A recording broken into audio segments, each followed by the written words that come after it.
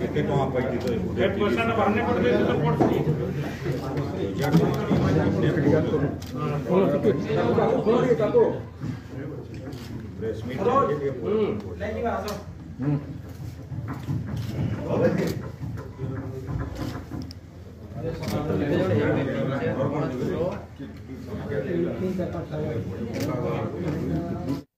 ଆମର ସୁଜୁମରା ଥାନାରେ ଗୋଟେ କେସ୍ ଧରା ପଡ଼ିଛି। এই কেসরে প্রথমে 2024 গোটে রেপ কেস রেজিস্ট্রেশন হয়েছিল 102/24। এইথির মুখ্য আসামি লা নবকিশোর নায়ক। সে 4 তারিখ রাতিরে প্লানিং কলা কি সে যে রেপ কেসর ভিকটিম স্টার্টঅপনো কিডন্যাপ করিয়া প্ଲାନିଂ କରିକି ସେ ଅଭିଷେକ ପଲେଇ ହୀରାକୁଦର ଆଉ ତା ସାଙ୍ଗରେ ଆହୁରି ବିବେକ ସିନ୍ଦ୍ରାଇ, ବବଲୁ ବେହେରା, ପ୍ରକାଶ ଗୌଡ଼, ରୋହିତ ଚଞ୍ଚଲ, କାଲୁ ବାହାଦୁର ଏମାନଙ୍କର ସାଙ୍ଗେ ପ୍ଲାନିଂ କଲା କି ଆମେ ଷ୍ଟାର୍ଟଅପନକୁ କିଡନାପ କରିବୁ ଆଉ ତାଙ୍କୁ ଡିଲ୍ କଲା 30,000 ସେ ନବକିଶୋର ପେ କରିବ। ଏ ପ୍ଲାନିଂ କଲା ପରେ 4 ତାରିଖ ରାତିରେ ସେ ଭିକ୍ଟିମ ଘରକୁ ଯାଇଛୁ। तो सेठी गला परे विक्टिम सेमान को आइडेंटिफाई कला और ताकर उद्देश्य को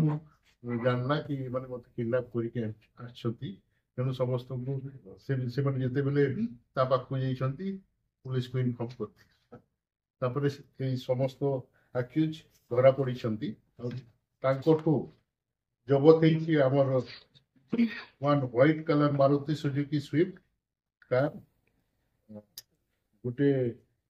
स्टील रड गोटे पिस्तल गोटे भुजाली प्लास्टिक रो कैश ऑफ ₹17,500 और 6टा मोबाइल याक्यूज मान को जबत हेछि और से माने अरेस्ट हेछंती। कोन पई सर तंग बिल्डिंग करते से नवकिशोर नायक केला ए जो victim startup no rape case नहीं तो से रागरे नवकिशोर नायक बाकी मान को साथी रे संग 30,000 टका देबी करी प्लानिंग करी कि किडनैप करिया पई जाई सर केस रे ताका सजा हितला रे केस रे सजा हेबी और रागो जेतु को रेप केस देइतिला पूर्वर भी हितला ताका रेप केस की 2024 से भी हितला रेप केस बोली हां 102/24 जुजुमरा थाना केस ये से समय गिरा भइने थिले। हां गिरा ये पीड़िता को दीर्घ दिन धरि कि बंदी करी घर रखिथिले कि अभियोग थिला कि पूर्वर नवकिशोर नायक नहीं से तो रेप केस रे फरवर्ड हेतिला विक्टिम को बंदा के रखाइथिला कि घरे काम करिया पे रखिथिला दीर्घ दिन घरे छाडु नथला बोधे ए केसटा कि विक्टिम रा किए कि विक्टिम पे स्टार्ट हो ना ना तांको नवकिशोर दास घर से कोन करथिले कि विक्टिम